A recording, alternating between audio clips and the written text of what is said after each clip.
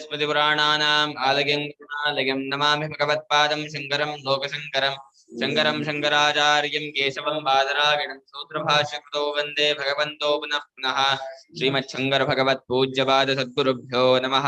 वन्दे तं सच्चिदानन्दं यतिवर्यं महामतिं वेदवेदान्तसारज्ञं सदाहं सम्प्रदायज्ञं संयमीन्द्रं सदाश्रयं सद्गुरुं सच्चिदानन्दं सदाचारं समाश्रये। श्री श्री दच्चिदानंदेन्द्र सरस्वती महासद्गुरुभ्यो नमः। अधीः भगवो ब्रह्म 1022 ಭಾಷ್ಯ ಭಾಗ ಯಃ ಪುನಃ ಅಧಿಕೃತಸ್ಸನ್ ದೇಹಾತ್ಮಾಭಿಮಾನಿತ್ವೇನ ದೇಹಭೃತ್ ಅಜ್ಞಃ ದೇಹಭೃತ್ ಅಜ್ಞಃ ಅಬಾಧಿತ ಆತ್ಮಕರ್ತೃತ್ವ ವಿಜ್ಞಾನತಯಾ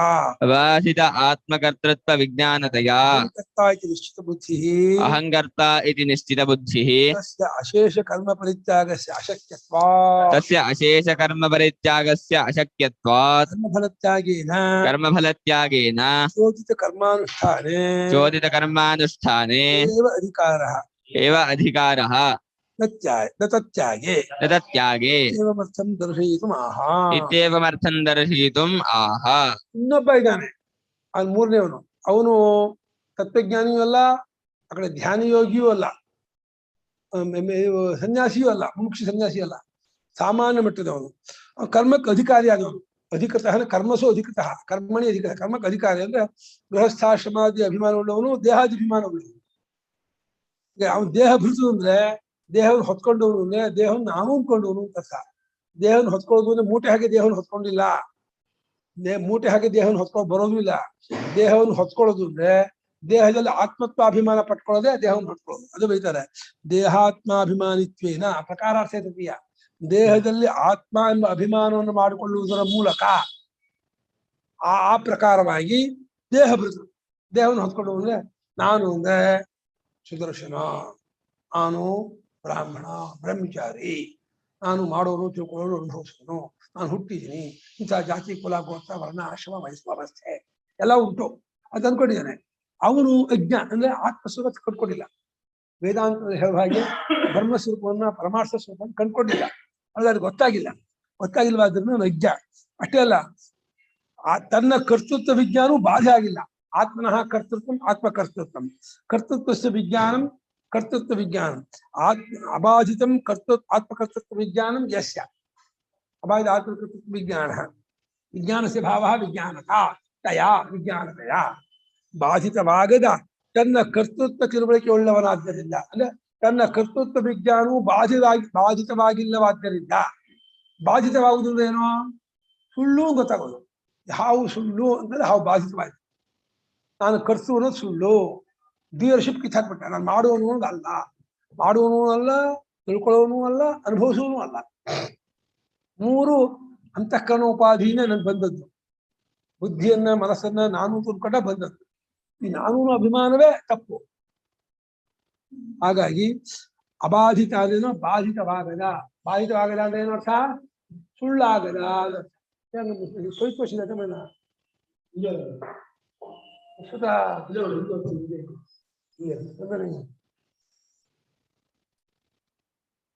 ಸುಳ್ಳಾಗದೇ ಇರುವ ಆತ್ಮನ ಕರ್ತೃತ್ವ ವಿಜ್ಞಾನ ಉಳ್ಳವನಾದ್ದರಿಂದ ತನ್ನ ಕರ್ತೃತ್ವ ಬಲವಾಗಿ ಹಿಡ್ಕೊಂಡ್ಬಿಟ್ಟಿದ್ದಾನೆ. ನಾನು ಮಾಡುವನೇ, ಏನೇನಿ ನಾನು ಮಾಡುವನು, ಅನುಭವಿಸೋನು, ಮತ್ತೆ ತಿಳ್ಕೊಳ್ತೀನಿ, ಮಾಡ್ತೀನಿ, ಅನುಭವಿಸ್ತೀನಿ. ಏನೇನು ಅದಿಲ್ಲ ನಮ್ಮ ಒಪ್ಕೊಳಕ್ಕಾಗಲ್ಲ. ನೀವು ಅನ್ಬೋದು, ಅಲ್ಲಯ್ಯ ನೀನ್ ಹುಟ್ಟಿಲ್ಲ ಕಣಯ್ಯ, ನೀನ್ ಮಾಡೋನಲ್ಲ ಕಣಯ್ಯ, ನೀನ್ ಅನುಭವಿಸೋನಲ್ಲ ಕಣಯ್ಯ ಅಂತಂದ್ರೆ ನಂಗೆ ಅದು ಅರ್ಥ ಆಗಲ್ಲ. ನಾನು ಅದನ್ನು ಒಪ್ಪಲ್ಲ. ನನಗೆ ಇಷ್ಟೇ, ನನಗಿದು ಸತ್ಯ ಪ್ರಪಂಚ, ನನಗೆ ಎಲ್ಲವೂ ನಿಜ, ಇದೆಲ್ಲ ಹೀಗೆ. ಹಾಗಾದ್ರೂ ನನಗೆ ತಕ್ಕಂತ ಉಪದೇಶ ಮಾಡಿ ಅಂದ್ರೆ ಓಕೆ, ಆಯ್ತು. ಆ ಲೆವೆಲಲ್ಲಿ ಇದ್ರು ಕೂಡ ಅಹಂಕರ್ತ, ನಾನ್ ಮಾಡೋನು ಅನ್ನುವಂಥ ನಿಶ್ಚಿತ ಬುದ್ಧಿ ಯಶ ಸಹ ಗಟ್ಟಿಯಾದ ಬುದ್ಧಿ. ಉಪ್ಪಿನಕಾಲ ಉಪ್ಪು ಖಾರ ಊರ್ಕೊಂಡಂಗೇನೆ ಮಾಡುವ ಬುದ್ಧಿ ಊರ್ಕೊಂಡ್ಬಿಟ್ಟಿದೆ. ವರ್ಣಾಶ್ರಮಾದ ಅಭಿಮಾನ ಊರ್ಕೊಂಡ್ಬಿಟ್ಟಿದೆ. ಅವನಿಗೆ ತಸ್ಯ ಅಶೇಷ ಕರ್ಮತ್ವ ಅಶಕ್ಯತ್ವ. ಕರ್ಮೈಕ ದೇಶ ಬಿಡ್ಬೋದು, ಸಂಪೂರ್ಣ ಕರ್ಮ ಬಿಡಕ್ಕಾಗಲ್ಲ. ಇದಕ್ಕೆ ಶಾಸ್ತ್ರೀಯ ಕರ್ಮ ಬಿಟ್ಬಿಡ್ಬೋದು. ಶಾಸ್ತ್ರೀಯ ಕರ್ಮ ಬಿಟ್ಟರೆ ಲೌಕಿಕ ಕರ್ಮ ಮಾಡ್ತಾನೆ. ಅಶೇಷ ಕರ್ಮ ಪರಿತ್ಯಾಗ ಇಷ್ಟವಾಗಿರೋದಿಲ್ಲ. ಕರ್ತೃತ್ವ ಬುದ್ಧಿ ಬಿಡುವುದ್ರ ಮೂಲಕ ಎಲ್ಲಾ ಕರ್ಮವನ್ನು ಬಿಡಬೇಕು. ಅದು ಅವನಿಗೆ ಆಗುವುದಿಲ್ಲ. ಎಲ್ಲಾ ಕರ್ಮವನ್ನು ಅಂದ್ರೆ ಕಾಮ್ಯ ಕರ್ಮವನ್ನು, ನಿತ್ಯ ಕರ್ಮವನ್ನು, ನೈಮಿತ್ತಿಕ ಕರ್ಮವನ್ನು, ಲೌಕಿಕ ಕರ್ಮವನ್ನು ಬಿಡೋದು ಒಂದು ಆಗುವುದಿಲ್ಲವಾದ್ದರಿಂದ ಮತ್ತು ಕರ್ಮ ಫಲತ್ಯಾಗ ಮಾಡಿದ್ರೆ ಅಂದ್ರೆ ಕರ್ಮ ಫಲತ್ಯಾಗ ಅಂದ್ರೆ ಅದು ಉಪಲಕ್ಷಣ, ಸಂಗತ್ಯಾಗ ಮಾಡ್ಬೇಕು. ಕರ್ಮಾನುಷ್ಠಾನ ಮಾಡಿ ಸಂಗತ್ಯಾಗ ಫಲತ್ಯಾಗ ಮಾಡಿದ್ರೆ ಅವಾಗ ಈಗ ಶಾಸ್ತ್ರದಲ್ಲಿ ಹೇಳಿದಂತ ಕರ್ಮಾನುಷ್ಠಾನ ಮಾಡುವುದರಲ್ಲಿ ಅವನಿಗೆ ಅಧಿಕಾರ. ಶಾಸ್ತ್ರದಲ್ಲಿ ಹೇಳಿದ ಕರ್ಮಾನುಷ್ಠಾನ ಮಾಡ್ಬೇಕು. ಹೇಗ್ ಮಾಡ್ಬೇಕು? ಸಂಗತ್ಯಾಗ ಫಲತ್ಯಾಗ ಪೂರ್ವಕ ಮಾಡ್ಬೇಕು. ಅವನು ಚ ಉದಿತ ಅಂತ ಹೇಳ್ಬೋದು. ಕರ್ಮ ಫಲತ್ಯಾಗೇನ ಚ ಉದಿತ ಕರ್ಮಾನುಷ್ಠಾನ. ಉದಿತ ಅಂದ್ರೆ ಶಾಸ್ತ್ರೋಕ್ತ ಅಂತ. ಶಾಸ್ತ್ರದಲ್ಲಿ ಹೇಳಿದ ಕರ್ಮಾನುಷ್ಠಾನದಲ್ಲಿಯೇ ಅವನಿಗೆ ಅಧಿಕಾರ. ಚೋದಿತ ಅಂದ್ರೆ ಪ್ರೇರಿಸಲ್ಪಟ್ಟ. ಚಿತ ಪ್ರೇರಣೆ ಧಾತು. 10ನೇ ಗಣ. ಶಾಸ್ತ್ರದಲ್ಲಿ ಮಾಡೋ, ಹೇಳ ಬೇಗ, 4:15 ಹೇಳ, 5 ಗಂಟೆಗೆ ಹೇಳ, ಹೋಗ, ಶೌಚಾಲಯ ಮುಗಿಸ್ಕೊಂಡು ನದಿ ಸ್ನಾನ ಮಾಡ್ಕೊಂಡು ಶುದ್ಧವಾದ ಬಟ್ಟೆ ಉಟ್ಕೊಂಡು ಪೂರ್ವಾಭಿಮ ಕೂತ್ಕೊಂಡು ಗಂಧ ಭಸ್ಮಾನು ಗಂಧ ಇದು ಗೋಪಿ ಏನು ಹಾಚ್ಕೊಂಡು ನೀನು ಭಗವಂತ ಧ್ಯಾನ ಮಾಡು, ಜಪ ಮಾಡು, ಪೂಜೆ ಮಾಡು, ಮಾಡು ಅಂತ ಹೇಳ್ತಾರೆ ಶಾಸ್ತ್ರ. ಒಳ್ಳೇದಾಗ್ಬೇಕು, ಮಾಡ್ಲೇಬೇಕು, ಏನು ಮಾಡಕ್ಕಾಗಲ್ಲ. ಶಾಸ್ತ್ರ ವಿಧಿಸಿದ್ದಾದ ಆ ಕರ್ಮಾನುಷ್ಠಾನದಲ್ಲಿಯೇ ಅವನಿಗೆ ಅಧಿಕಾರ ಅನ್ನೇನು ಫಿಟ್, ಯೋಗ್ಯ, ಅಷ್ಟೇ, ರೈಟ್ ಅಲ್ಲ ಅಷ್ಟೇ. ಹೊನ್ನ ತತ್ಯಾಗೆ ಆ ಕರ್ಮವನ್ನು ಬಿಡೋದು ಅವನಿಗೆ ಅಧಿಕಾರವೇ ಇಲ್ಲ. ಬಿಡ್ದು ಬಿಟ್ಟರೆ ಹಾಳ ಹೋಗ್ತಾರೆ ಅಂತ. ಆದ್ದರಿಂದ ಇಚ್ಛೆ ಎಂಬಿ ಅರ್ಥವನ್ನ ತೋರಿಸ್ಬೇಕು ಅಂತೇಳಿ ಭಗವಂತ ಮುಂದಿನ ಶ್ಲೋಕ ನಡೆಸ್ತಾ ಇದ್ದಾನೆ. ನಹಿ ದೇಹಭೃತ ಶಕ್ಯಂ ತ್ಯಕ್ತಂ ಕರ್ಮಾಣ್ಯಶೇಷತಃ. ನಹಿ ದೇಹಭೃತ ಶಕ್ಯಂ ತ್ಯಕ್ತಂ ಕರ್ಮಾಣ್ಯಶೇಷತಃ. ಕರ್ಮ ಫಲತ್ಯಾಗಿ ಸತ್ಯಾಗಿ ಇತ್ಯಭಿಧೀಯತೆ. ಯಸ್ತು ಕರ್ಮ ಫಲತ್ಯಾಗಿ ಸತ್ಯಾಗಿ ಇತ್ಯಭಿಧೀಯತೆ. ನಹಿ ದೇಹಭೃತ ಶಕ್ಯಂ ತ್ಯಕ್ತಂ ಕರ್ಮಾಣ್ಯಶೇಷತಃ. ಯಸ್ತು ಕರ್ಮ ಫಲತ್ಯಾಗಿ ಸತ್ಯಾಗಿ ಇತ್ಯಭಿಧೀಯತೆ. ನ ಹಿ ದೇಹಭೃತ ಶಕ್ಯಂ ತ್ಯಕ್ತುಂ ಕರ್ಮಾಣಿ ಅಶೇಷತಃ ಯಹ ತು ಕರ್ಮಫಲತ್ಯಾಗಿ ಸಹ ತ್ಯಾಗಿ ಇತಿ ಅಭಿಧೀಯತೆ. ದೇಹಭೃತ ಅನ್ನೇನು ದೇಹವನ್ನು ಧಾರಣೆ ಮಾಡಿಕೊಂಡವನಿಂದ ಸಂಪೂರ್ಣವಾಗಿ ಕರ್ಮವನ್ನು ಬಿಡೋಕ್ಕಾಗಲ್ಲ. ದೇಹವನ್ನು ಧಾರಣೆ ಮಾಡ್ಕೊಂಡವ್ರನ್ನ ಅರ್ಥ ಏನು? ಯಾವ ದೇಹ ಧಾರಣೆ ಮಾಡ್ಕೊಂಡಿಲ್ಲ, ಎದುರು ದೇಹ ಧಾರಣೆ ಮಾಡ್ಕೊಂಡೇ ಇದಾರಲ್ಲ ಅಂತ. ಹಾಗಲ್ಲ, ದೇಹವನ್ನು ನಾನು ಅಂದ್ಕೊಂಡವನಿಲ್ಲ. ದೇಹಂ ಆತ್ಮತ್ವೇನ ವಿಭರ್ತಿತಿ ದೇಹಭೃತ ತೇನ ದೇಹಭೃತ. ದೇಹವನ್ನ ಜ್ಞಾನಿಯು ದೇಹವನ್ನು ಧಾರಣೆ ಮಾಡ್ಕೊಂಡಿದ್ರು, ನಾನು ಅಂದ್ಕೊಂಡಿಲ್ಲ. ದೇಹವನ್ನು ನಾನು ಅಂತ ಅಂದ್ಕೊಂಡು ದೇಹವನ್ನು ಧಾರಣೆ ಮಾಡ್ಕೊಂಡವ್ರು ಯಾರಿದಾರೋ ಅವನು ಅಜ್ಞಾನಿ. ಅವನಿಗೆ ಸಂಪೂರ್ಣ ಕರ್ಮತ್ಯಾಗ ಮಾಡಕ್ಕಾಗಲ್ಲ, ಬಿಡಕ್ಕಾಗೋದಿಲ್ಲ. ಅವನು ಕರ್ಮವನ್ನು ಮಾಡಲೇಬೇಕು. ಅವನಿಗೆ ಬೇರೆ ಆಪ್ಷನ್ ಇಲ್ಲವೇ ಇಲ್ಲ. ಈಗ ಕರ್ಮಾಣಿ ಅಶೇಷ. ಆದ್ರೆ ಅವನು ಹೇಗ್ ಮಾಡ್ಬೇಕು? ಶಾಸ್ತ್ರೋಕ್ತವಾದ ತನ್ನ ವರ್ಣಾಶ್ರಮಕ್ಕೆ ಹೇಳಿದ್ದಾದ ಕರ್ಮವನ್ನ ಕರ್ಮಫಲತ್ಯಾಗ ಮಾಡ್ಕೊಂಡು ಮಾಡ್ಬೇಕು. ಕರ್ಮದ ಫಲ, ಕರ್ಮತ್ಯಾಗ ಇಲ್ಲ. ಕರ್ಮವನ್ನು ಮಾಡಿ ಫಲತ್ಯಾಗ, ಅದು ಉಪಲಕ್ಷಣ. ಸಂಗತ್ಯಾಗ ಅದು ಇಟ್ಕೋಬೇಕು. ಸಂಗತ್ಯಾಗ ಮಾಡ್ಕೊಂಡು ಮಾಡಿದ್ರೆ ಅವನನ್ನೇ ತ್ಯಾಗಿ ಅಂತ ಹೇಳ್ತೀನಿ. ಯಾಕೆ? ಮುಂದೆ ಮುಖ್ಯ ತ್ಯಾಗಿ ಅವನೇ ಆಗ್ತಾನೆ. ಈಗ ಗೌಣತ್ಯಾಗಿ ಆದವನು ಮುಂದೆ ಮುಖ್ಯ ತ್ಯಾಗಿ ಆಗ್ತಾನೆ. ಅದನ್ನ ಇವನು ತ್ಯಾಗ ಮಾರ್ಗದಲ್ಲಿ ಹೊರಟವರಾದ್ರಿಂದ ಇವನು ತ್ಯಾಗಿ ಅಂತ. ಮುಂದೆ ಬ್ರಹ್ಮಜ್ಞಾನ ಮಾಡ್ಕೊಂಡು ಬ್ರಾಹ್ಮಣ ಆಗ್ತಾನೆ ಅಂತ ಹೇಳಿ ಈಗ ಗೌಣ ಬ್ರಾಹ್ಮಣ ಅನ್ನೋ ಹಾಗೆ.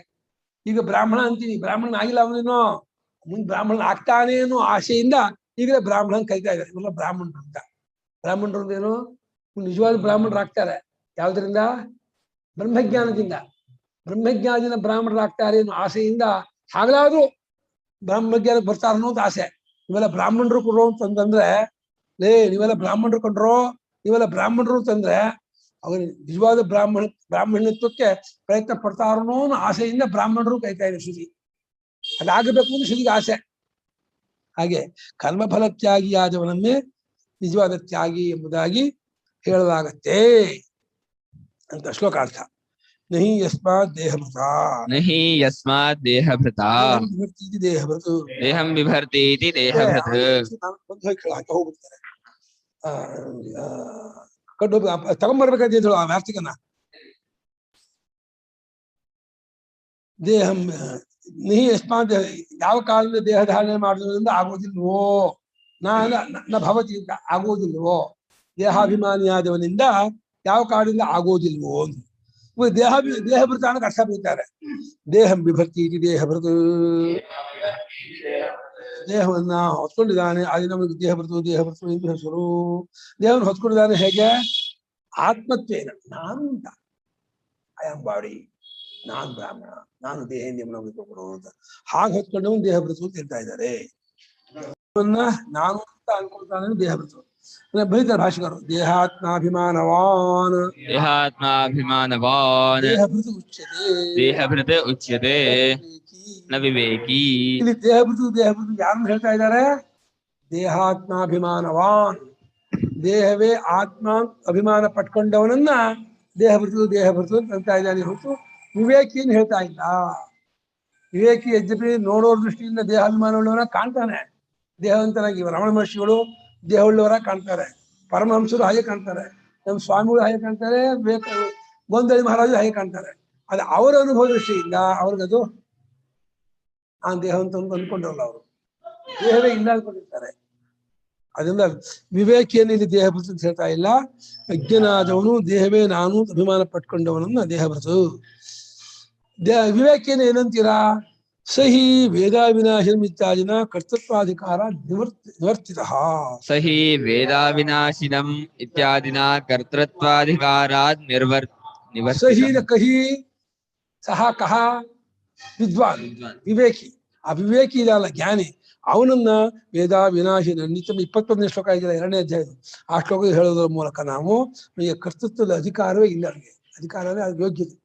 ನಾನು ಅಂತ ಅನ್ಕೊಳ್ಳೋಕ್ಕೆ ಅವನಿಗೆ ಯೋಗ್ಯತೆ ಇಲ್ಲ, ಅನುಭವಿಸಕ್ಕೂ ಯೋಗ್ಯತೆ ಇಲ್ಲ. ಹಾಗೆ ತಮಾಷೆ ಮಾಡೋದು. ಇವನಿಗೆ ಮಹಾತ್ಮರಿಗೆ ಸುಳ್ಳು ಹೇಳೋ ಯೋಗ್ಯತೆ ಇಲ್ಲ, ಸುಳ್ಳು ಹೇಳೋಕೆ ಅವ್ರಿಗೆ ಆಗೋಲ್ಲ ಅಂತ. ಅದನ್ನು ಇದಾಗಿ ಹೇಳೋದು. ಪರಮಾತ್ಮ ನಿನಗೆ ಭಕ್ತರ ಅಧೀನ, ನೀನು ಭಕ್ತರನ್ನ ಅಲ್ಲೇಳಕ್ಕೆ ನಿನ್ಗೆ ಆಗೋಲ್ಲ ಅಂತ ಹೇಳ್ದಂಗೆ.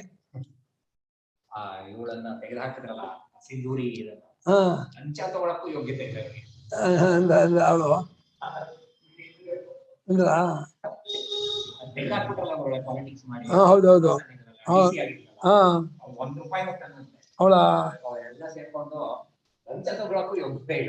ಅಲ್ಲ, ಅವಳೇ ದೊಡ್ಡ ದೊಡ್ಡ ಸ್ವಿಮ್ಮಿಂಗ್ ಪೂಲ್ ಕಟ್ಕೊಂಡಿದ್ದಾರೆ, ಅದು ಇದು ಆರೋಪ. ಹೌದಾ? ಹಾಗೆ ಏನು ಒಳಗಿಂದ ಏನು ಒಂದು ಅರ್ಥವಲ್ಲ. ರಾಜಕೀಯದಲ್ಲಿ ಮಹಾ ಹೊಲಸು ರಾಜಕೀಯ ಅರ್ಥವಲ್ಲ. ಒಟ್ಟು ತತ್ವಜ್ಞಾನಿಯಾದವನಿಗೆ ಕರ್ತೃತ್ವಾಧಿಕಾರವಿಲ್ಲ. ಅದೇ ಅವನು ಕರ್ತೃತ್ವ ಅನ್ಕೊಂಡಿರಲ್ಲ, ತನ್ನನ್ನ ಮಾಡುವನು ಅನುಭವಿಸುವ ತಿಳ್ಕೊಂಡು ಅನ್ಕೊಂಡಿರಲ್ಲ. ಹಾಗಾಗಿ ಆ 21ನೇ ಶ್ಲೋಕದಲ್ಲಿ ಕರ್ತೃತ್ವಾಧಿಕಾರ ಇಲ್ಲದವನು ಅಂತ ಹೇಳಿರೋದ್ರಿಂದ ಅವನನ್ನ ದೇಹಭೃತ ಅಂತ ಹೇಳೋ ಹಾಗಲ್ಲ.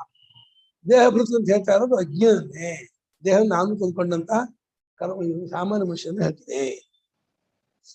ಅತಸ್ತೇನ ದೇಹಭೃತ ಅಜ್ಞೇನ ಅಶಕ್ಯಂ ತ್ಯಕ್ತುಂ ಸನ್ಯಸಿತುಂ ಕರ್ಮಾಣಿ ಅಶೇಷತಃ ನಿಶೇಷೇಣ. ಆ ದೇಹಾಭಿಮಾನಿಯಾದಂತ ಅಜ್ಞನಾದ ಪುರುಷನಿಂದ ಎಲ್ಲಾ ಕರ್ಮವನ್ನು ಬಿಟ್ಬಿಡ್ತೀನಿ ಅನ್ನೋದಕ್ಕೆ ಆಗೋಲ್ಲ. ಶಾಸ್ತ್ರೀಯ ಎಲ್ಲಾ ಕರ್ಮವನ್ನು ಬಿಟ್ಬಿಡ್ಬೋದು, ಲೌಕಿಕ ಕರ್ಮ ಬಿಟ್ಕೊಂಡೆ ಅನ್ಕೊಳತ್ತೆ. ಆಫೀಸಿಗೆ ಹೋಗ್ತಾನೆ, ಇಲ್ಲ ಬಿಸ್ನೆಸ್ ಮಾಡ್ತಾನೆ, ಇಲ್ಲ ಜಮೀನಿಗೆ ಹೋಗ್ತಾನೆ, ಇಲ್ಲ ವ್ಯಾಪಾರ ಮಾಡ್ತಾನೆ, ಮಾಡ್ತಾನೆ, ತಿರುಗಾಡಕ್ ಹೋಗ್ತಾನೆ. ಒಂದಲ್ಲ, ಯಾಕೆ ಕರ್ತೃತ್ವ ಬುದ್ಧಿ ಇರುವವರಿಗೆ, ದೇಹಾಭಿಮಾನ ಇರುವವರಿಗೆ ಏನ್ ಮಾಡಿ ಸುಮ್ಮನೆ ಬಿಡಲ್ಲ. ಅದು ಪ್ರಾಣದ ಧರ್ಮ ಇದೆಯಲ್ಲ, ಪ್ರಾಣ ಕ್ರಿಯಾತ್ಮಕನಾದ ಪ್ರಾಣನೇ ಪ್ರಪಂಚ ರೂಪವಾಗಿ ತಿಳ್ಕೊಂಡವನು. ಪ್ರಪಂಚ ಎಲ್ಲಾ ನಾಮರೂಪವಾಗಿ ದೇಹೇಂದ್ರಿಯಮನ ಬುದ್ಧಿಯು ಅದ ಇದ್ದಾನೆ. ಆ ದೇಹವನ್ನು ನಾನು ಅಂದ್ಕೊಂಡ್ರೆ ಸುಮ್ಮನೆ ಹೆಂಗಾಗತ್ತೆ? ಸುಮ್ಮನೆ ಬಿಡೋಲ್ಲ. ಅದು ಕ್ರಿಯೆ ಮಾಡ್ತಾನೇ ಇರುತ್ತೆ. ಒಂದ್ ರೀತಿ ಕ್ರಿಯೆ ಇದರಲ್ಲಿ ಸ್ವಾಭಾವಿಕ ಇರ್ಬೋದು, ವ್ಯವಹಾರ ದೃಷ್ಟಿಯಿಂದ ಪರಮಾತ್ಮದಿಂದ ಕಲ್ಪಿತ ಇರ್ಬೋದು. ಹಾಗಾಗಿ ಅಜ್ಞನಾದವನು ದೇಹಾಭಿಮಾನ ಉಳ್ಳವನಾಗಿದ್ದವನಾಗಿದ್ದಾಗ ಅವನಿಗೆ ಎಲ್ಲಾ ಕರ್ಮವನ್ನು ಬಿಡ್ತೀವಿ ಅನ್ನೋಕೆ ಆಗೋಲ್ಲ. ತಸ್ಮಾತ್ ಎಷ್ಟು ಅಜ್ಞ ಅಧಿಕೃತ ನಿತ್ಯಾನಿ ಕರ್ಮಾಣಿ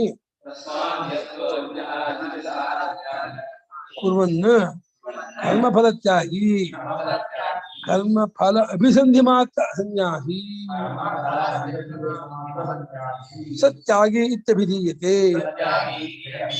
ಕರ್ಮ್ಯಪಿ ಸನ್ ಇತ್ಯಭಿಪ್ರಾಯೇಣ.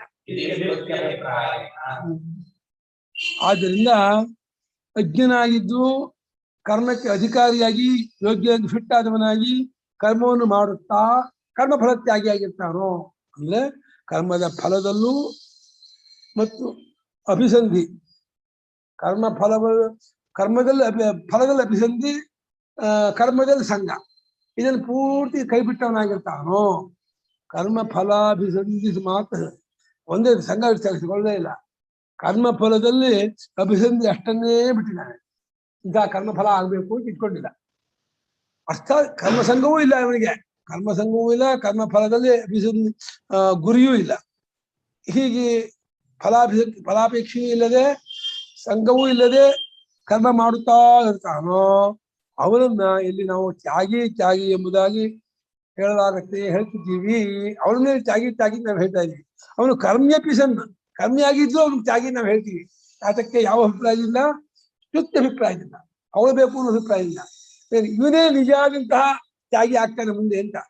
ನಿಜವಾದ ಸನ್ಯಾಸಿ, ನಿಜವಾದ ತ್ಯಾಗಿ ಇವನೇ ಆಗೋದು. ಆದ್ರಿಂದ ಇವನನ್ನೇ ತ್ಯಾಗಿ ಸನ್ಯಾಸಿ ಅಂತ. ಸಸನ್ಯಾಸಿ ಚ ಯೋಗಿ ಚ 5ನೇ ಅಧ್ಯಾಯದಲ್ಲಿ ನಂದರ ಅಗ್ನಿ ಸಾಕ್ರಿಯ. ಅವನು ಮಾತ್ರ ಅಲ್ಲ, ಅಗ್ನಿ ಬಿಟ್ಟವನು ಕರ್ಮ ಬಿಟ್ಟವನು ಮಾತ್ರ ಸನ್ಯಾಸಿ ಯೋಗಿ ಅನ್ಕೋಬೇಡಿ. ಕರ್ಮಯೋಗಿಯು ಸನ್ಯಾಸಿ ಯೋಗಿ. ಯಾಕಂದ್ರೆ ಇವನೇ ಅವನಾಗಿರೋದು. ಪರಮಾರ್ಥ ಸನ್ಯಾಸಿ ಆಗಿರೋದು ಯಾರು? ಕರ್ಮಯೋಗ ಮಾಡಿ ಕರ್ಮ ಫಲತ್ಯಾಗ ಮಾಡಿದ್ರೆ ಕರ್ಮ ಸನ್ಯಾಸಿ ಆಗಿರೋದ್ರಿಂದ ಇವಂದೇ ಹಾಲೆ ಮೊಸರಾಗೋ ಹಾಗೆ ಕರ್ಮಯೋಗಿಯೇ ಪರಮಾರ್ಥ ಸನ್ಯಾಸಿ ಆಗೋದು, ಇವರಿಂದ ಯೋಗಿ ಸನ್ಯಾಸಿ ಹೇಳ್ತಾ ಇದ್ದಾರೆ. ತಪ್ಪೇನಿಲ್ಲ. ಅವಸ್ಥೆ ಚೇಂಜ್ ಅಷ್ಟೇ, ಪೂರ್ವಾವಸ್ಥೆ ಉತ್ತರಾವಸ್ಥೆ ಅಷ್ಟೇ. ಸುತ್ತಭಿಪ್ರಾಯದಿಂದ ಕರ್ಮಿಯಾಗಿದ್ರು ಅವನನ್ನ ತ್ಯಾಗಿ ಎಂಬುದಾಗಿ ಹೊಗಳಲಾಗುತ್ತೆ, ಹೇಳಲಾಗುತ್ತೆ. ತಸ್ಮಾತ್ ಪರಮಾರ್ಥ ದರ್ಶಿನೈವ ಅದೇಹಭೃತ ದೇಹಾತ್ಮ ಭಾವರಹಿತೇನ ಅಶೇಷ ಕರ್ಮ ಸನ್ಯಾಸಃ ಶಕ್ಯತೆ ಕರ್ತುಂ. ಅದನ್ನು ಪೂರ್ತಿ ಕರ್ಮ ಸನ್ಯಾಸ ಮಾಡೋಕೆ ಯಾರಿಗಾಗೋದು? ಅದೇಹಭೃತ ಪರಮಾರ್ಥ ಸನ್ಯಾಸ, ದೇಹಾಭಿಮಾನವಿಲ್ಲದ ನಿಜವಾದ ಸನ್ಯಾಸಿ ಜ್ಞಾನಿಗೆ ಮಾತ್ರ ಪೂರ್ತಿ ಕರ್ಮ ಬಿಡಕ್ಕಾಗತ್ತೆ ಹೊರತು ಬೇರೆಯವರಿಗೆ ಆಗಲ್ಲ. ನಿಮ್ಮ ಅನುಪಮ.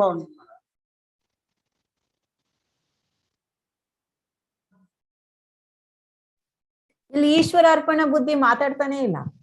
ಬರೀ ತ್ಯಾಗ ಸನ್ಯಾಸ ಅಂದಿದ್ದಕ್ ಮಾತಾಡ್ತಾ ಇಲ್ವೇನೋ? ಅಲ್ಲಿ ವಿಷಯ ಅದೇ ತಾನೆ ಪ್ರಶ್ನೆ. ತ್ಯಾಗಕ್ಕೂ ಸನ್ಯಾಸಕ್ಕೂ ಅರ್ಥ ಹೇಳು ಅಂತ ಹೇಳಿ ಶುರು ಮಾಡಿರೋದ್ರಿಂದ ಫಲತ್ಯಾಗ ಸಂಗತ್ಯಾಗ ಮಾಡ್ಬಿಟ್ರೆ ಆಟೋಮೆಟಿಕ್ ಆಗಿ ಈಶ್ವರಾರ್ಪಣೆ ಬಂದೇ ಬರುತ್ತೆ. ಅಂಡರ್ಸ್ಟುಡ್ ಅದು. ಸೊ ಫಲತ್ಯಾಗ ಮಾಡೋ ಲೆವೆಲ್ ಬರೋದ್ರಲ್ಲಿ ಸನ್ಯಾಸ ಆಗೋಯ್ತು ಅಂತ ಇಟ್ಕೋಬೇಕಾ? ಇವ್ರು ಎಕ್ಸ್ಪ್ಲೇನ್ ಮಾಡಿರೋ ಸನ್ಯಾಸದ ಪ್ರಕಾರ ಅಲ್ವಾ? ಆಗ್ಬಿಡ್ತಾನೆ ಸನ್ಯಾಸಿ, ಆಗ್ಬಿಡ್ತಾನೆ ಅವನು. ಅವನು ಸನ್ಯಾಸಿ ಹೌದ್ರಿ. ಅಲ್ಲ, ಮುಂಚೆ ಅವ್ರು ಅಂದ್ರಲ್ಲ ಸನ್ಯಾಸ ಅಂದ್ರೆ ಕಾಮ್ಯ ಕರ್ಮ ಬಿಡೋದು ಅಂತ. ಸೊ ಈ ಲೆವೆಲ್ ಬರೋದ್ರಲ್ಲಿ ಸನ್ಯಾಸ ಆಗ್ಬಿಟ್ಟು ಅದೆಲ್ಲ ಬಿಟ್ಬಿಟ್ಟು ಈಗ ತ್ಯಾಗ ಹಂಗಂತ ಅನ್ಕೋಬೇಕು, ಅರ್ಥ ಮಾಡ್ಕೋಬೇಕಾ ಅಂತ. ಒಂದೇಮ್ಮ ಕಾಮ್ಯ ಕರ್ಮ ಬಿಡೋದು ಸನ್ಯಾಸ, ಕರ್ಮಯೋಗ ಮಾಡೋದು ತ್ಯಾಗ, ಒಂದೇ ಆಗ್ಬಿಡುತ್ತದು. ಒಂದೇ ಆಗೋಯ್ತು. ಅದೇ ಏನೋ ಒಂಥರ ಕನ್ಫ್ಯೂಸ್ ಮಾಡೋದ್ರಲ್ಲಿ. ಮುಂಚೆ ಶ್ಲೋಕ ಬಿಟ್ಬಿಡ್ಬೇಕು ಅಷ್ಟೇ, ಗೊತ್ತಾಯ್ತು. ಎರಡನ್ನು ಬಿಡೋದು ಅನ್ನೋ ಕಾಮನ್ ಫ್ಯಾಕ್ಟರ್ ಇಂದ ಎರಡನ್ನು ಒಂದಾಗೆ ಟ್ರೀಟ್ ಮಾಡ್ತಿದ್ದಾರೆ ಭಾಷ್ಯಕಾರ. ಅದೇ ಅಲ್ಲಿ ಶಬ್ದ ಎರಡು ಅರ್ಥ ಹೇಳ್ಬೇಕಲ್ಲ. ಅದಕ್ಕೆ ಒಂದು ಕಾಮ್ಯ ಕರ್ಮ ತ್ಯಾಗ ಮಾಡ್ಕೊ, ಒಂದು ಕರ್ಮಯೋಗ ಇಟ್ಕೊಂಡು ಮಾಡಿದಾರೆ ಅಷ್ಟೇ.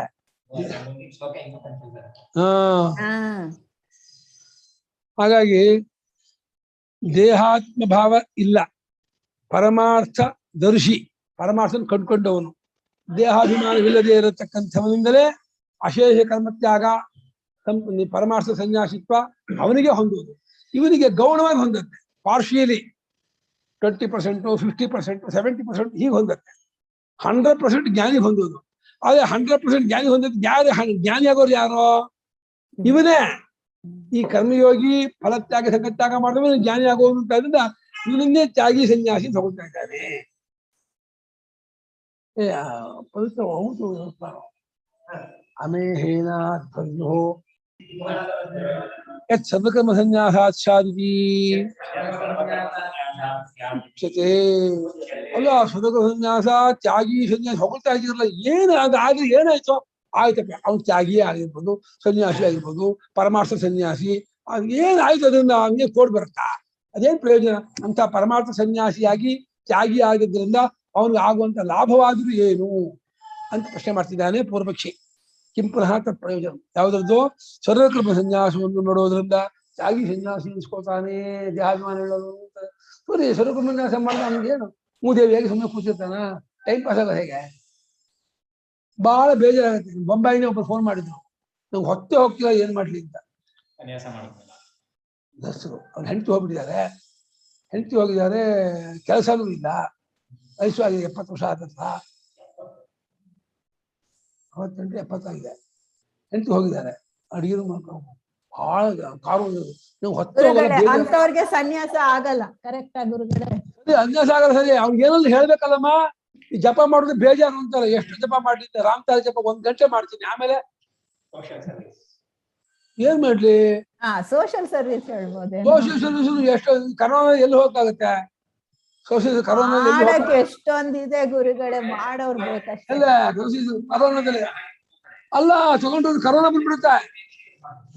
ಕರೋನಾ ಬರುತ್ತೆ, ಹೊರಗಡೆ ಹೋದ್ರೆ ಭಯ. ಸೋಷಿಯಲ್ ಸರ್ವಿಸ್ ಹೊರಗೆ ಹೋದ್ರೆ ಕರೋನಾ ಬರುತ್ತೆ, ಭಯ, ಹೊರಗೆ ಹೋಗಕ್ಕಾಗಲ್ಲ. ಮನೇಲೆ ಟಿವಿ ನೋಡೋಕು ಎಷ್ಟು 1-2 ಗಂಟೆ ನೋಡ್ಬೋದು, 3 ಗಂಟೆ ಆಗಲ್ಲ. ಜಪ ಮಾಡೋಕ್ಕೂ ಆಗಲ್ಲ. ಏನ್ ಮಾಡೋದು? ಹೊತ್ತೋಗಲ್ಲ. ಏನಾದ್ರು ಮಾಡಿ ಹೊತ್ತೋಗ್ಸಿ, ಏನಾದ್ರು ಮಾಡಿ ನಂಗೆ ಇವು ನಂಗೆ ಹೊತ್ತೋಗೋದಿಲ್ಲ. ನನ್ ಜೀವನದಲ್ಲಿ ನಂಗೆ ಬಂದಿಲ್ಲ ಇವರಿಗೆ. ಇವು ನಂಗೆ ಹೊತ್ತೆ ಸಾಕಾಗಲ್ಲ ಅಂತ ಯಾವತ್ತು ಆ ಗೋಳ ಹೇಳ್ತೀನಿ ನನ್ನ ಜೀವನದಲ್ಲಿ. ನಂಗೆ ಹೊತ್ತೋಗಲ್ಲ ಅಂತ ಒಂದ್ ದಿವಸ ನಂಗೆ ಅನ್ಸೇ ಇಲ್ಲಪ್ಪ. ಏನು ಗೊತ್ತಿಲ್ಲ, ಇವು ಹೊತ್ತಾಯ್ತು ಅಂದ್ಕೊಂಡು ಯಾವಾಗ್ಲೂ 5 ಗಂಟೆ ಎದ್ದು ಆನಿಕನೆ ಮುಗಿಯಲ್ಲ, ಬೇಗ ಬಂದು ಇದಾಗ ಹೊತ್ತಾಯ್ತು ಅಂತ ಬೇಗ ಎದ್ದು ಪಾಠಕ್ಕೆ ಹೋಗ್ಬೇಕು. ಪಾಠ ಶುರು ಮಾಡೋ ಹೊತ್ತಿಗೆ 8 9 ಆಗೇ ಬಿಡುತ್ತೆ. 9 ಆಗೋಗಿ ಉಪಹಾರ ಮಾಡೋದು 10 ಗಂಟೆ ಬಂದೇ ಬಿಡುತ್ತೆ. 10 ಗಂಟೆ 11 ಎಷ್ಟು ಬೇಗ ಹೋಗುತ್ತೆ ಅಂದ್ರೆ ಕಣ್ಣು ಮುಚ್ಚಿ ತೆಗೆಯೋದು ದಿನ ಕಳೆದು ಹೋಗ್ತಾ ಇದೆ ನನಗೆ.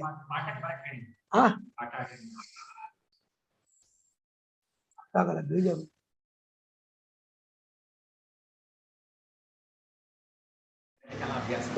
ರಾಮನ ಅಭ್ಯಾಸ ಮಾಡಕ್ಕೆ ಏನಾದ್ರೆ ಈಗ ಗಟ್ಟಿ ಮಾಡ್ಬೇಕಾ?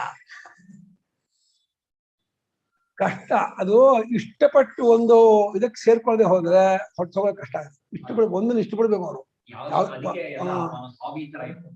ಅವನಿಗೆ ಏನೋ ಒಂದು ಆಫೀಸ್ ಓಪನ್ ಮಾಡ್ಲಾ ಅಂತ ಪ್ರಶ್ನೆ ಮಾಡಿದ್ರು. ಒಂದು ಆಫೀಸ್ ಕನ್ಸಲ್ಟಿಂಗ್ ಮಾಡ್ತೀನಿ, ಅವ್ರಿಗೆ ಅದ್ರಲ್ಲಿ ಸ್ಕಿಲ್ ಇದೆ, ಬಹಳ ಎಕ್ಸ್ಪರ್ಟ್ ಅವರು, ತುಂಬಾ ಮಿಷನ್ ಇದರಲ್ಲಿ ಒಂದು ಆಫೀಸ್. ಅದು ಈಗ ಕರೋನಾದಲ್ಲಿ ನಿಮ್ಮ ಆಫೀಸ್ ಓಪನ್ ಮಾಡಿದ್ರು ಯಾರು ಬರಲ್ಲ ಕಣ್ರಿ, ಏನ್ ಮಾಡ್ತೀರಾ? ಅಲ್ಲಿ ಹೌದು ಕಣ್ರಿ, ನಾನು ಅಕ್ಟೋಬರ್ ನವೆಂಬರ್ ವರೆಗೂ ಸುಮ್ಮನಿರಿ, ಜನವರಿಯಿಂದ ಏನೋ ಮಾಡಿದಂತೆ, ಅಲ್ಲಿ ಏನ್ ಮಾಡ್ಲಿ ಅಲ್ಲಿವರೆಗೂ ಅಂತವ್ರು. ರಾಮ್ ರಾಮ್ ರಾಮ್ ರಾಮ್ ಭಜರೆ ಮನ, ಸೀತಾರಾಮ್ ಸೀತಾರಾಮ್ ಭಜರೆ ಮನ, ರಾಮ್ ರಾಮ್ ರಾಮ್ ರಾಮ್ ಭಜರೆ ಮನ, ಸೀತಾರಾಮ್ ಸೀತಾರಾಮ್ ಭಜರೆ ಮನ ಅಂತ ಹೇಳ್ಬೇಕಂತೆ.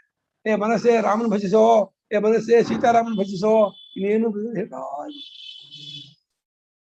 ಸರ್ವಕೃಪ ಸಿಂಹಾಸನ ಏನಾಗತ್ತೆ ಅಂತಾರೆ. ಆತ್ಮಜ್ಞಾನ ಆದ್ರೆ ಏನಾಗತ್ತೆ ಅಂತ ಕೇಳಂಗಾಯ್ತು. ನಿಮಗೆ ಆತ್ಮಜ್ಞಾನ ಆಯ್ತು, ಏನಾಗತ್ತೆ ಆಮೇಲೆ ಅಂದ್ರೆ ನೋಡು, ಅನಿಷ್ಟಮಿಷ್ಟಂ ಮಿಶ್ರಂಚ ಅನಿಷ್ಟಮಿಷ್ಟಂ ಮಿಶ್ರಂಚ ವಿವಿಧಂ ಕರ್ಮಣಃ ಫಲಂ ತ್ಯಾಗಿನಾಂ ಪ್ರೇತ್ಯ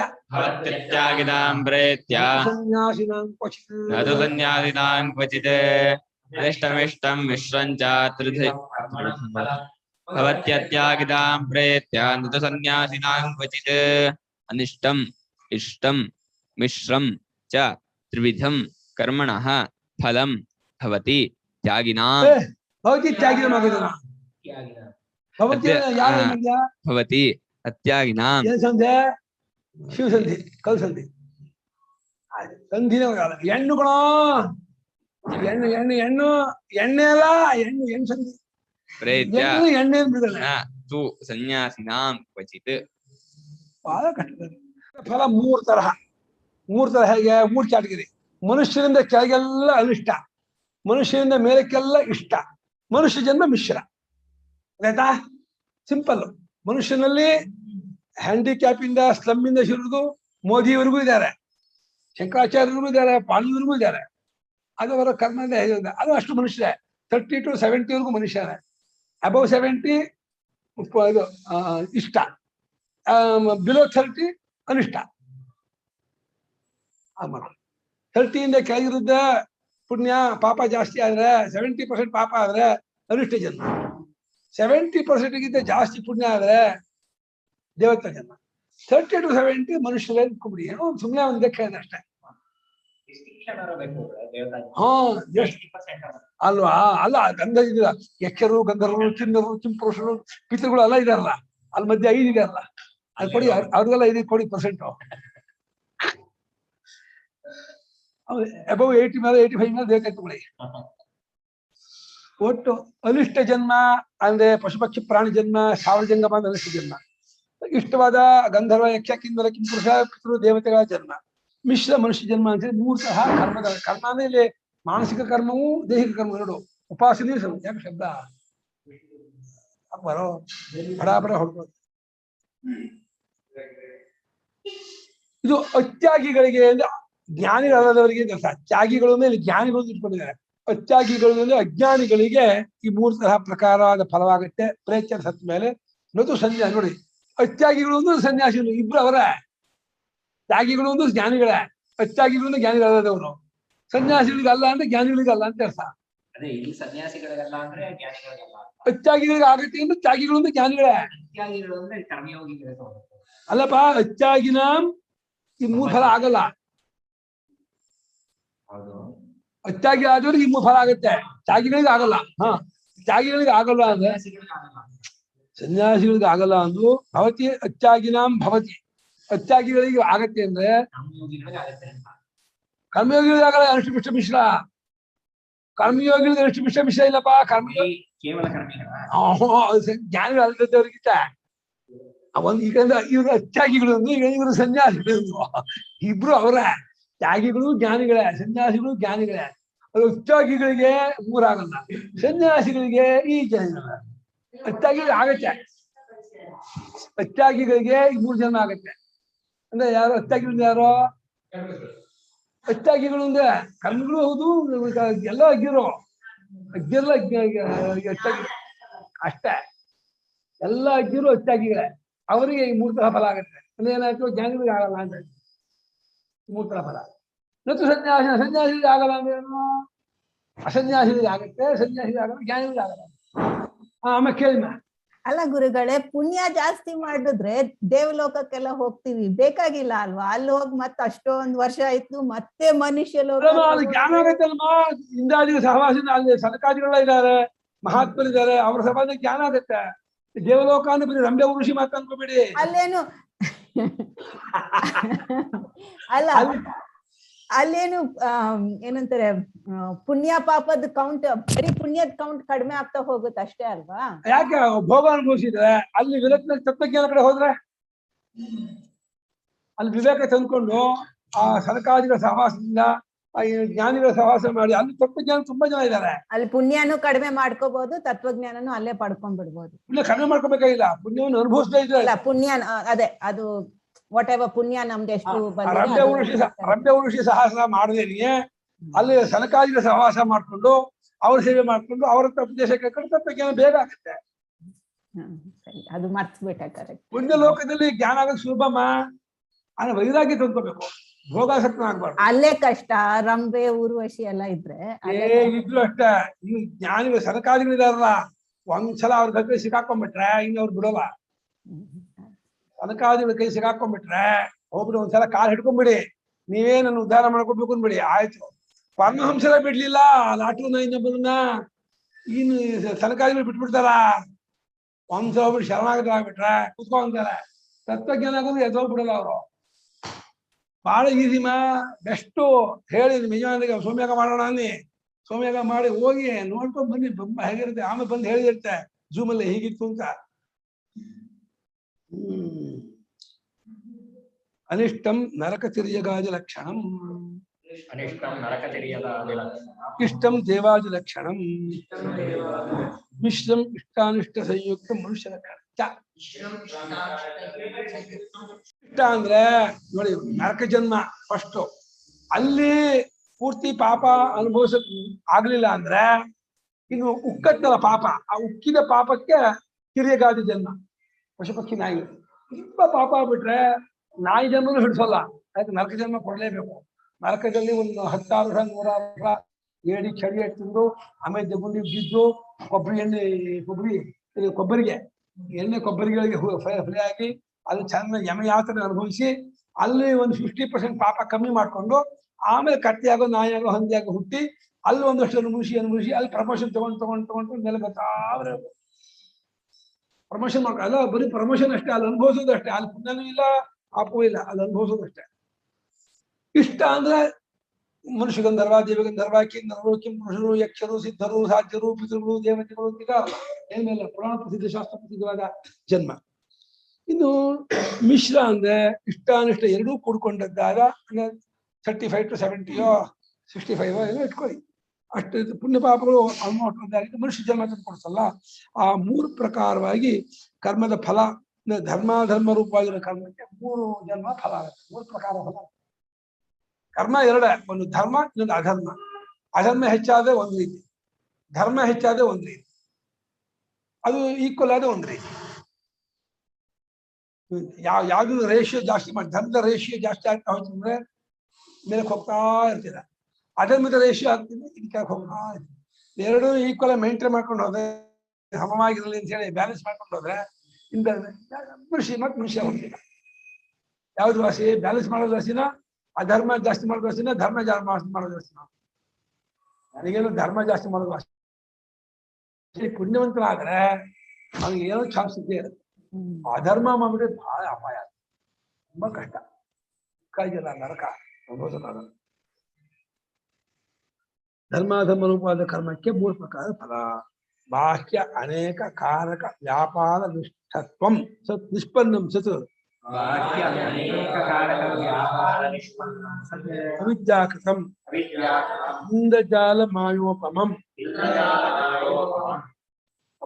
ಮಹಾಮೋಹಕರಂ ಪ್ರತ್ಯಗಾತ್ಮೋಪಸತ್ತೀವ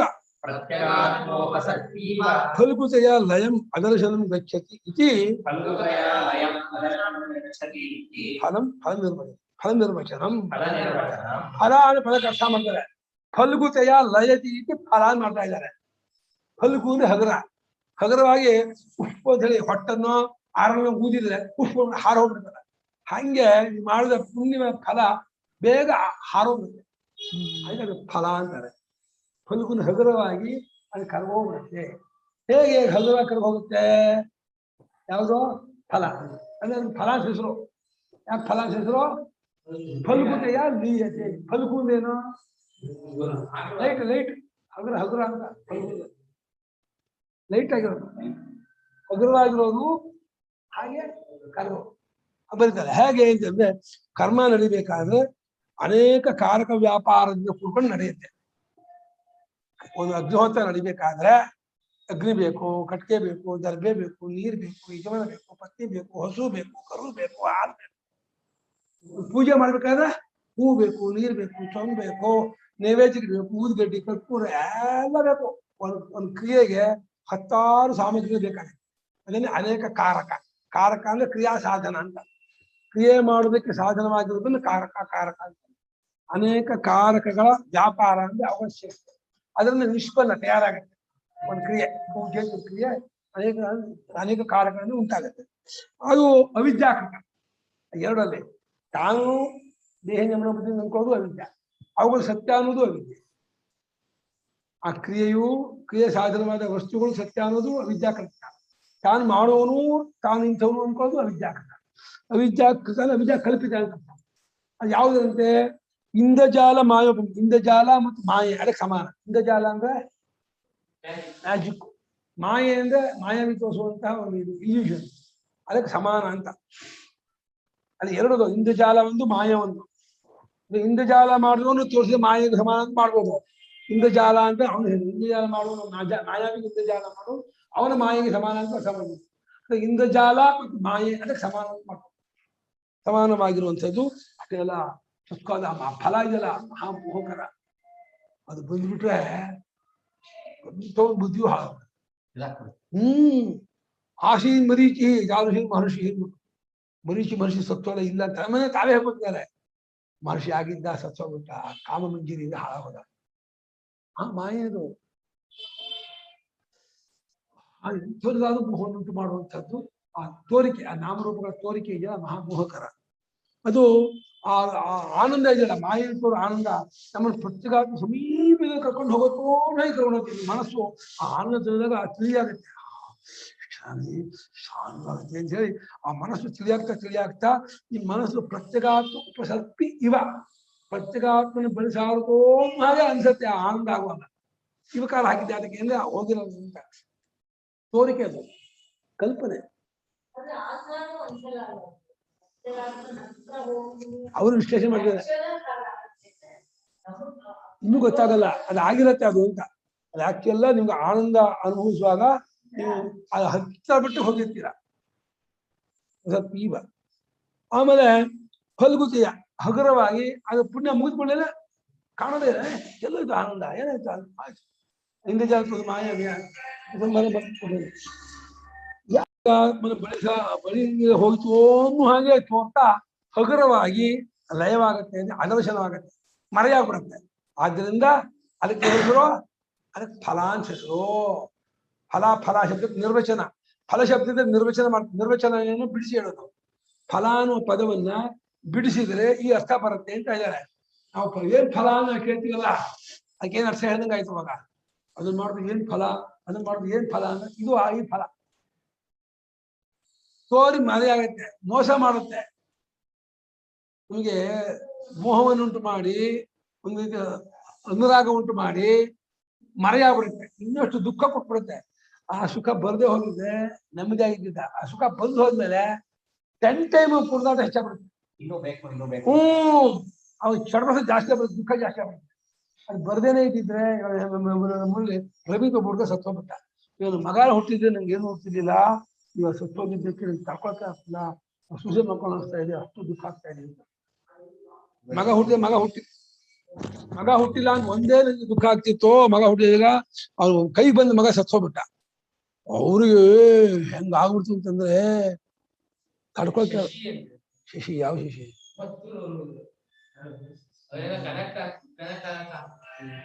ಸ್ವಭಾವ ಹಾಗೆ.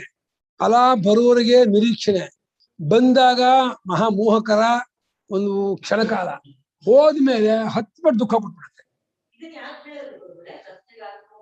ಅಲ್ಲಿ ಫಲ ಇದೆಯಲ್ಲ, ಇಷ್ಟಂ ಸುವಿಧಂ ಕರ್ಮ ಫಲಂ ಇದೆಯಲ್ಲ, ಆ ಫಲ ಶಬ್ದಕ್ಕೆ ಅರ್ಥ ತೋರಿಸ್ತಾ ಇದ್ದಾರೆ.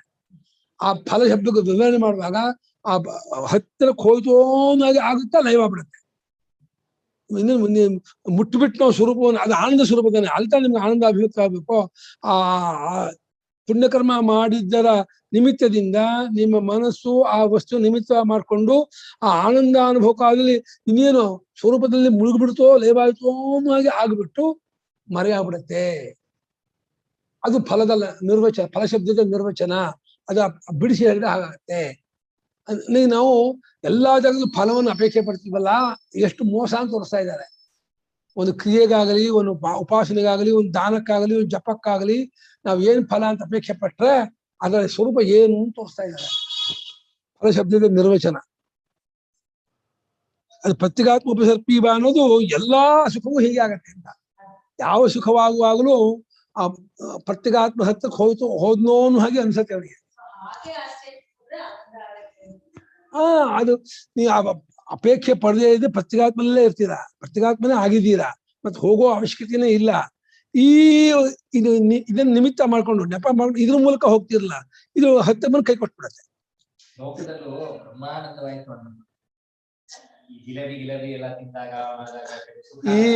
ಈ ಮಕ್ಕಳು ಒಂದು ಗುಳ್ಳೆಗಳು ಬಳಸ್ತಾರಲ್ಲ, ಆ ಕಲರ್ ಗುಳ್ಳೆ ಬರುತ್ತೆ.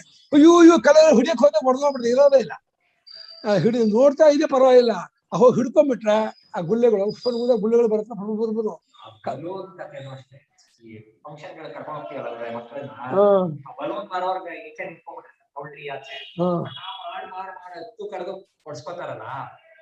ಖುಷಿನೋ ಖುಷಿ ಬುಗ್ಗೆ ಆ ಮಗುಗೆ, ಆ ಬಲೂನು ಒಂದೇ ನಿಮಿಷಕ್ಕೆ ಹೊಡೆದೋಗ್ಬಿಡುತ್ತೆ. ಹೌದು, ಹೊಡೆದ್ಮೇಲೆ ಇನ್ನೊಂದು ಕೊಡ್ಸಲ್ಲಪ್ಪ ಅಂತ ಗೊತ್ತು, ಆಮೇಲೆ ದುಃಖ ಅದ್ರ ಹತ್ಪಟ್ಟು ಅದು ಅದನ್ನೇ ಹೇಳ್ಕೊಂಡಿರುತ್ತೆ.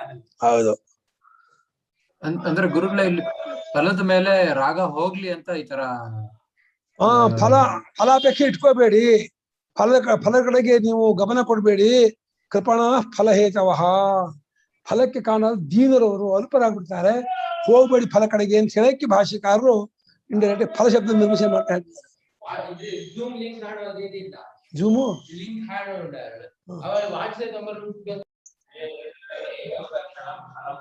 ಅಚ್ಚಾಗಿನಾಂ ಅಜ್ಞಾನಾಂ ಕರ್ಮಿಣಾಂ ಅಪರಮಾರ್ಥ ಸನ್ಯಾಸಿನಾಂ ಪ್ರೇತ್ಯ ಶರೀರಪಾತಾದೂರ್ಧ್ವಂ.